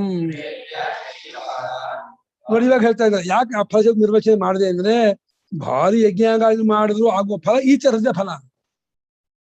ಇಷ್ಟವಾದ ಕರ್ಮ ಮಾಡಿದ್ರೆ, ಯಜ್ಞಾಗಾದಿ ಮಾಡಿದ್ರೆ ಏನೋ ದೊಡ್ಡ ಫಲ ಆಗತ್ತೆ ಅಂತ ಅನ್ಕೊಂಡಿದ್ದೀರಲ್ಲ, ಏವಂ ಲಕ್ಷಣಂ ಫಲಂ ಭವತಿ ಅಂತ ಇದ್ದಾರೆ. ಈ ತರಹದ ಫಲ ಆಗತ್ತೆ ಅವ್ರಿಗೂ. ಅಲ್ಲಿ ಇಷ್ಟ ಫಲವೇ ಹೀಗಾದ್ಮೇಲೆ ಇಲ್ಲಿ ಅರಿಷ್ಟ ಮಿಷ್ಟ ಫಲನ ಹೇಳಲೇಬೇಕಾಗಿಲ್ಲ, ಅತ್ಯಲ್ಪ ಅಂತ. ಬಯಸುವ ಉತ್ಕೃಷ್ಟವಾದ ಕರ್ಮದ ಫಲ, ಉಪಾಸನೆ ಫಲವೇ ಈ ತೋರಿ ಮರೆಯಾಗುವುದು, ಮೋಹ ಉಂಟು ಮಾಡುವಂಥದ್ದು, ಪ್ರತಿಗಾತ್ಮ ಹೋದಂಗಾಗಿ ಕೈ ಕೊಟ್ಬಿಡುವಂಥದ್ದು. ಇದಕ್ಕೆ ಈ ನೆಚ್ಕೋಬೇಡಿ. ಈ ತರಹ ಬಂದು ಹೋಗಿ ಮಾಡುವ ಫಲ ಕಡೆಗೆ ಗಮನ ಕೊಡಬೇಡಿ. ನಿತ್ಯವಾಗಿರುವ ಸ್ವರೂಪಭೂತವಾದ ಆನಂದವನ್ನು ಕಂಡುಕೊಂಡು ನಿತ್ಯಾನಂದಿಗಳಾಗಿರಿ ಅಂತ. ನಿತ್ಯಾನಂದಕರೀ. ಆಮೇಲೆ ಮಾತಾನ್ನಪೂರ್ಣೇಶ್ವರಿ ಬರ್ತಲ್ಲಮ್ಮ, ನಿತ್ಯಾನಂದಕರಿ ಸದಾ ಭಯಕರಿ. ಮಾತಾನ್ನಪೂರ್ಣೇಶ್ವರಿ ಅಂತ ಹೇಳ್ತವಲ್ಲ ಪಾರ್ವತಿ ದೇವಿ, ನಿತ್ಯಾನಂದ ಕರಿ ಅವಳು.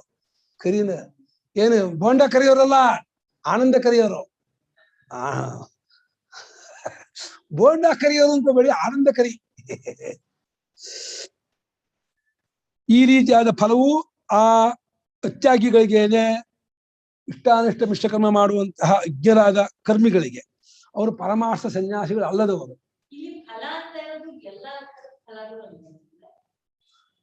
ಅದು ಹಾಗೆಯೇ ಇರೋದು, ದುಷ್ಟಫಲವೂ ಹಾಗೆಯೇ ಇರೋದು.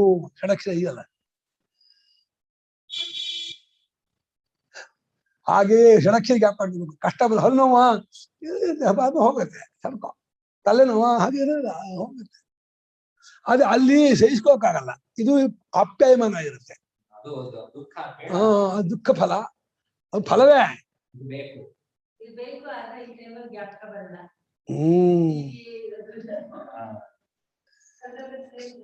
ಕಷ್ಟ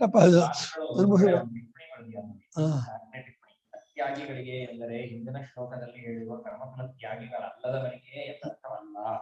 ಏಕೆಂದರೆ ಅವರಿಗೆ ಆಯಾ ಕರ್ಮಫಲವು ಹಾಗೂ ಹಿತವಾದರೂ ಚಿತ್ತಶುದ್ಧಿಯ ಮೂಲಕವಾಗಿ ಜ್ಞಾನವನ್ನು ಫಲವಂತೆ ಉಂಟಾಗುತ್ತದೆ. ಪರಮಾರ್ಥ ಸನ್ಯಾಸಿಗಳಿಗೆ ಫಲವೆಂಬುದೇ ಅಪರಮಾರ್ಥ ಉಂಟಾಗುತ್ತದೆ. ಏನಾಯ್ತು ಅವಾಗ? ಎರಡು ಒಂದೇ ಆಯ್ತು ಅವಾಗ. ಅತ್ಯಾಗಿಗಳಿಗೆ, ಅತ್ಯಾಗಿಗಳು ಅಂದ್ರೆ ಅಜ್ಞರಿಂದ ಹಿಡಿದು ಕರ್ಮಯೋಗಿಗಳ ತನಕ ಅಷ್ಟು ಜನ ಗುಂಪು ಮಾಡ್ತಾ ಇದ್ದಾನ ಅಂತ ಗುಂಪು ಮಾಡ್ತಾ ಇದ್ದಾರ ಅಂತ ಅಲ್ಲ. ಒಂದು ಈ ಕಡೆ ಹೇಳ್ತಿದ್ರೆ, ಒಂದು ಈ ಕಡೆ ಹೇಳ್ತಿದ್ದಾರೆ. ಜ್ಞಾನಿಗಳಿಗಿಲ್ಲ, ಅತ್ಯಾಗಿಗಳಿಗೆ ಆಗತ್ತೆ ಅಂದ್ರೆ ಜ್ಞಾನಿಗಳಿಗೆ ಆಗಲ್ಲ ಅಂತ ಅರ್ಥ. ಅಲ್ಲ, ಅವಾಗ ಯಾರಿಗಾಗುತ್ತೆ ಅಂದ್ರೆ ಅಜ್ಞರಿಂದ ಹಿಡಿದು ಕರ್ಮಯೋಗಿಗಳ ತನಕ ಇಲ್ಲಿ ಅತ್ಯಾಗಿಗಳಿಗೆ ಆಗತ್ತೆ ಅಂದ್ರೆ ಎಲ್ರೂ ಅಜ್ಞರಲ್ಲ, ಅತ್ಯಾಗಿಗಳೇ ಅಷ್ಟೇ. ಅಜ್ಞರಾದ ಎಲ್ರಿಗೂ, ಅವ್ರೆಲ್ರಿಗೂ ಈ ಅನಿಷ್ಟ ಮಿಷ್ಟ ಮಿಶ್ರಮ್ ಅಂದ್ರೆ ಜ್ಞಾನಿಗಳಲ್ಲ ಅಂದ್ರೆ ಯಾರು? ಪ್ರಮಾಣ ಜ್ಞಾನಿಗಳಲ್ಲ. ಸನ್ಯಾಸಿಗಳು ಆಗಲ್ಲ ಅಂದ್ರೆ ಸನ್ಯಾಸಿ ಯಾರು? ಆಯ್ತು. ಒಟ್ಟು ಈಗ ತ್ಯಾಗಿಗಳಲ್ಲದವರು ಅಂತ ಇವನ್ ಹೇಳಿದ್ರು, ಅವ್ರು ಸನ್ಯಾಸಿಗಳು ಆಗಲ್ಲ ಅಂತ ಅವ್ರು ಹೇಳಿದ್ರು. ಈ ತ್ಯಾಗಿಗಳು ಒಂದು ಇವರೇ ಆಯ್ತು. ಮಗ ಸನ್ಯಾಸಿಗಳೇ ತ್ಯಾಗಿಗಳಾದ್ರು. ತ್ಯಾಗಿಗಳು ಸನ್ಯಾಸಿಗಳು ಒಂದೇ ಆದ್ರು. ಹಿಂದಿನ ಶ್ಲೋಕದ ತನಕ ಕಾಂಟೆಕ್ಸ್ಟ್ ಬೇರೆ, ಇದ್ರದೇ ಕಾಂಟೆಕ್ಸ್ಟ್ ಬೇರೆ. ಈಗ ಅದಕ್ಕೆ ಕನ್ಫ್ಯೂಷನ್ ಆಗೋದು. ಇಲ್ಲಿ ಸನ್ಯಾಸಿ ಅಂದ್ರೆ ಈಗ ಅರ್ಥ ಮಾಡ್ತಿದ್ದೀರಾ?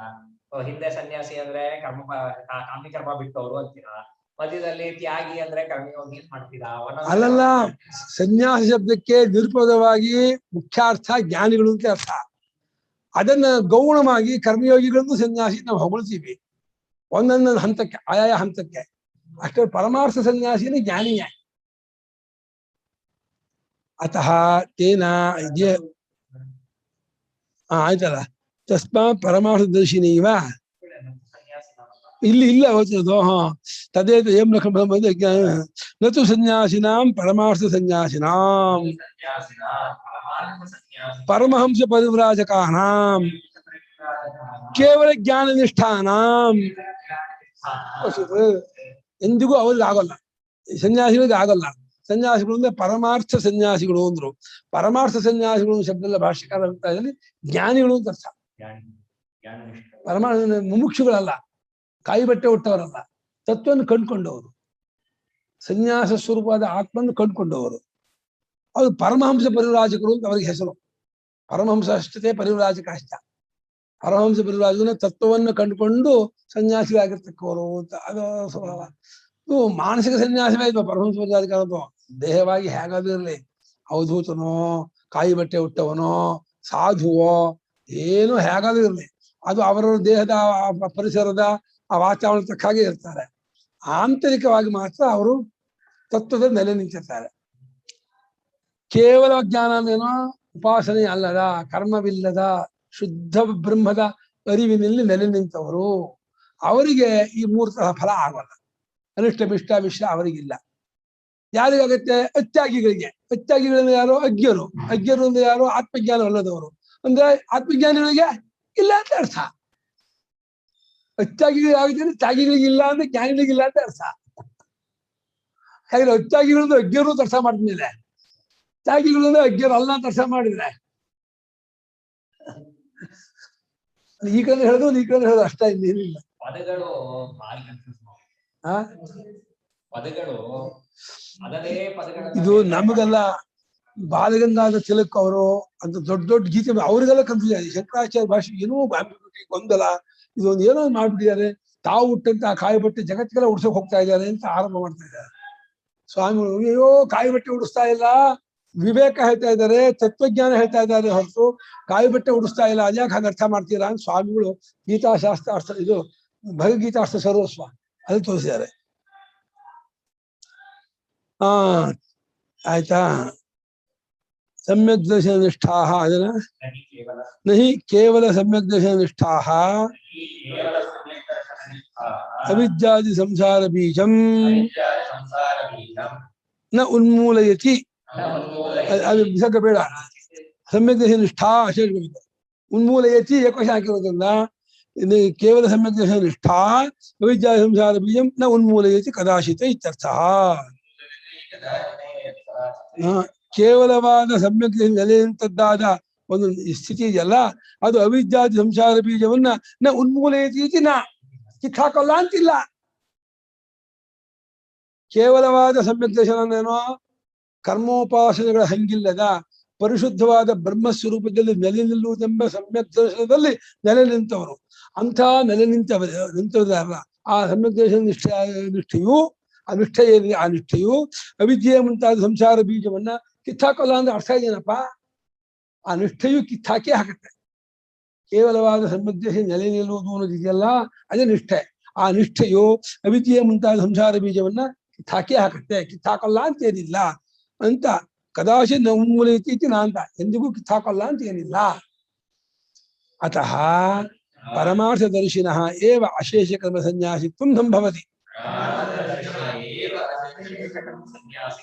ಆದ್ರೆ ಯಾರು ಪರಮಾರ್ಥ ದರ್ಶಿಗಳೋ, ಪರಮಾರ್ಥಂ ದ್ರಷ್ಟುಂ ಶೀಲಂ ಯಶಾಂತಿ, ಪರಮಾರ್ಥ ತತ್ವಜ್ಞಾನವನ್ನ ಕಂಡ್ಕೊಂಡವ್ರು ಯಾರಿದ್ದಾರೋ ಅವರೇ ಸಂಪೂರ್ಣ ಕರ್ಮವನ್ನ, ದೈಹಿಕ ಕರ್ಮ, ಐಂದ್ರಿಕ ಕರ್ಮ, ಮಾನಸಿಕ ಕರ್ಮ, ಕರ್ತೃತ್ವ ಭೋಕ್ತೃತ್ವ ಸಮೇತ ಬಾಧೆ ಮಾಡೋದ್ರ ಮೂಲಕ ಎಲ್ಲಾ ಕರ್ಮವನ್ನು ಬಿಡೋಕೆ ಅವರೇ ಸಮರ್ಥರು. ಅವರಿಗೆ ಅಶೇಷ ಕರ್ಮ ಸನ್ಯಾಸಿತ್ವ ಹೊಂದೋದು. ಯಾಕೆಂದ್ರೆ ಅವಿದ್ಯಾಧ್ಯಾರೋಪಿ ತತ್ವಾದ ಆತ್ಮಿಕ ಕ್ರಿಯಾಕಾರಕ ಫಲಾನ ಅವ್ರು ಹೆಂಗ್ ಬಿಟ್ಬಿಟ್ರು ಎಲ್ಲವನ್ನು, ಬಾಕಿಯವರಿಗೆ ಯಾಕೆ ಆಗಲ್ಲ ಅಂದ್ರೆ ತನ್ನ ಮೇಲೆ ಕ್ರಿಯಾಕಾರಕ ಫಲ ಇದೆ ಅನ್ನೋದು ಅವಿದ್ಯಾಧ್ಯಾರೋಪಿತ, ತಪ್ಪುಳಿಕೆಯಿಂದ ಆರೋಪಿತವಾದದ್ದಾದ್ರಿಂದ ಅದನ್ನ ಅವರು ತಪ್ಪುಳಿಕೆ ಬಿಟ್ಕೊಂಡ್ರು. ಆದ್ರಿಂದ ಅವರೆಲ್ಲರೂ ಬಿಟ್ಕೊಳ್ತಾರೆ. ತಪ್ಪುಳಿಕೆಯಿಂದಲೇ ಅವಿದ್ಯಾ ಕಾಮ ಕರ್ಮ ಉಂಟಾದದ್ದು ಅಂತ ಆದ್ರೆ ತಪ್ಪುಳಿಕೆ ಬಿಟ್ಕೊಂಡವ್ರಿಗೆ ಆಗತ್ತೋ ಆಗಲ್ವೋ? ಆಗಲೇಬೇಕಲ್ಲ. ಯಾವ ತಪ್ಪುಳಿಕೆಯಿಂದ ಹಾವು ಅಂತ ಭಯ ಆಗ್ತಿದ್ರೆ ತಪ್ಪುಳಿಕೆ ಹೋದ್ಮೇಲೂ ಭಯ ಆಗತ್ತಾ? ಹಗ್ಗ ಕಂಡ್ಮೇಲೂ ಭಯ ಆಗತ್ತಾ? ಹಗ್ಗ ಗೊತ್ತಾದ್ಮೇಲೂ ಭಯ ಆಗ್ತಿದ್ರೆ ಅದು ತಪ್ಪುಳಿಕೆಯಿಂದ ಆಗ ಭಯ ಅಲ್ಲ. ಅದು ಹಾವು ತಿಳ್ಕೊಂಡು ಭಯ ಅಲ್ಲ, ಬೇರೆ ಭಯ. ಅದು ಹಾವು ತಪ್ಪು ತಿಳ್ಕೊಂಡು ತನ್ನಿಮಿತ್ತವಾದ ಭಯವಾಗುತ್ತಿದ್ರೆ ಅದು ಹಾವಲ್ಲ, ಹಗ್ಗ ಅಂತ ಗೊತ್ತಾದ್ರೆ ಭಯ ಹೋಗಲೇಬೇಕು. ಹಾಗೆ ಇದು ಕ್ರಿಯಾಕಾರಕ ಫಲವೆಲ್ಲ ಅವಿದ್ಯಾಧ್ಯಾರೋಪಿತ ಅಂತ ಆದ್ಮೇಲೆ ಆ ಅವಿದ್ಯೆ ಕಿತ್ತಾಕೊಂಡಂತಹ ಜ್ಞಾನಿಗಳಿಗೆ ಕ್ರಿಯಾಕಾರಕ ಫಲವಿಲ್ಲ ಅಂತಾಗಿ ಅವರಿಗೆ ಅಶೇಷ ಕರ್ಮದಾಗ ಹೊಂದುತ್ತೆ, ಸನ್ಯಾಸ ಬಂದೇ ಬರುತ್ತೆ. ನತು ಅಜ್ಞಸ್ಯ ಅಧಿಷ್ಠಾನಾದೀನಿ ಕ್ರಿಯಾಕರ್ತ ಕಾರಕಾಣಿ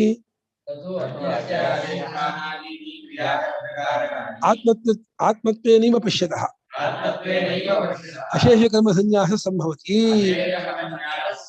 ಅದು ಅಜ್ಞಾನ ಏನೋ ದೇಹಾದಿಗೆ ನಾನು ಅಂದ್ಕೊಂಡು ಅಷ್ಟೇ. ಅಜ್ಞಾನ ಓದ್ ಬರಹ ಬರದೇ ಇದ್ದು ಅರ್ಥ ಅಲ್ಲ. ಅದು MA PhD ಮಾಡಿದ್ರು, ಷಟ್ಶಾಸ್ತ್ರ ಪಂಡಿತನಾದ್ರು ಎಲ್ಲಿವರೆಗೆ ಆತ್ಮಸ್ವರೂಪದ ಪರಿಚಯವಾಗುವಲ್ವೋ ಅಲ್ಲಿವರೆಗೂ ಒಂದು ಅಜ್ಞಾನೆ. ಆ ಅಧಿಷ್ಠಾನಾದಿ ಮುಂದಿನ ಶ್ಲೋಕ ಇದೆಯಲ್ಲ, ಅಧಿಷ್ಠಾನ ಶರೀರ, ಕಾರಣ ಅಂದ್ರೆ ಇಂದ್ರಿಯಗಳು, ಆಮೇಲೆ ದೇವತೆ, ಕರ್ತು, ಚೇಷ್ಟೆ, ಇದು 5 ಇದೆಯಲ್ಲ, ಈ 5 ಸತ್ಯ. ಇದು ತಾನು ಆತ್ಮತ್ವೇನ ಪಶ್ಯತಃ. ಇದು 5 ನಾನೇ ಕಂಡ್ಕೊಂಡಂತಹ ಅಜ್ಞನಿದಾನ ಅವನಿಗೆ ಅಶೇಷ ಕರ್ಮ ಸನ್ಯಾಸಿತ್ವ ಹೊಂದಲ್ಲ. ಅಧಿಷ್ಠಾನಂ ತಥಾ ಕರ್ತ ಕರಣಂಚ ಪೃಥಗ್ವಿಧಂ ವಿವಿಧಾಶ್ಚ ಚೇಷ್ಟ ದೇವಂಚೈವಾರ್ಥ ಪಂಚಮಂ ಇದೆಯಲ್ಲ, ಇದು 5 ತನ್ನ ಮೇಲೆ ಹುಟ್ಟಾಕೊಂಡು ಇದು 5 ಸತ್ಯ, ಇದು 5 ನಾನೇ ಅಂತ ಅಂದ್ಕೊಂಡಂತ ಅಜ್ಞನಿಗೆ ಅಶೇಷ ಕರ್ಮ ತ್ಯಾಗ ಆಗಲ್ಲ. ಅವ್ನಿಗೆ ಕೆಲವು ಕರ್ಮ ಬಿಡುವುದು, ನಾನು ಲೌಕಿಕ ಕರ್ಮ, ನಾನು ಟಿವಿ ನೋಡಲ್ಲ ಅನ್ಬಹುದು, ನಾನು ಕ್ರಿಕೆಟ್ ಆಡಕ್ ಹೋಗಲ್ಲ, ಹೊರಗೆ ಆಟ ಆಡೋದಿಲ್ಲ ಅನ್ಬಹುದು, ಅಥವಾ ನಾನು ಶಾಸ್ತ್ರೀಯ ಸಂಜಾವನೆ ಪೂಜೆ ಪುರಸ್ಕಾರ ಮಾಡಲ್ಲ ಅಂತ ಅನ್ಬಹುದು. ಕೆಲವೊಂದು ಬಿಡ್ಬಹುದು. ಅಶೇಷ ಕರ್ತೃತ್ವ ಕಾಲ ಒಂದ್ಬಿಟ್ಟು ಒಂದು ಸಿಕ್ಕಾಕೊಂಡೆ ಸಿಕ್ಕಾಕೊಂಡ ಏನ್ ಮಾಡಕ್ಕಾಗಲ್ಲ. ಆಕಾಶ ಬಿಟ್ಟು ಹಾರ್ತೀನಿ, ಹಾರು ನೋಡೋಣ. ಬೆಂಗಳೂರು ಬಿಟ್ಟು ಹೋಗ್ಬಿಡ್ಬೋದು, ಆಕಾಶ ಬಿಟ್ಟು ಹಾರ ಹೋಗ್ಬೇಕು. ಎಲ್ಲಿಗೆ ಹಾರಿದ್ರು ಆಕಾಶದಲ್ಲಿ ಹಾರಬೇಕು. ಹಾಗೆ ಎಲ್ಲಿ ಹೋದ್ರು ಕರ್ಮದಲ್ಲಿ ಇದ್ದೇ ಇದ್ದಿ, ಆಕಾಶ ಬಿಟ್ಟು ಹಾರಕ್ ಆಗೋದೇ ಇಲ್ಲ. ಹಾಗೆ ಅಜ್ಞನಾದವನಿಗೆ ಕ್ರಿಯಾಕಾರಕ ಫಲದಲ್ಲಿ ಆತ್ಮತ್ವ ಬುದ್ಧಿ ಇಟ್ಕೊಂಡು ಅಧಿಷ್ಠಾನಾದಿಗಳಲ್ಲಿ ಸತ್ಯ ಅನ್ಕೊಂಡು ನಾನು ಅನ್ಕೊಂಡವನಿಗೆ ಅಶೇಷ ಕರ್ಮ ಒಂದು ಅಲ್ಲ. ಇಲ್ಲಿ ಇನ್ನೂ ಅಲ್ಲಿ ನಾಳೆ ಅಲ್ಲಿಂದ ಮಾಡೋಣ.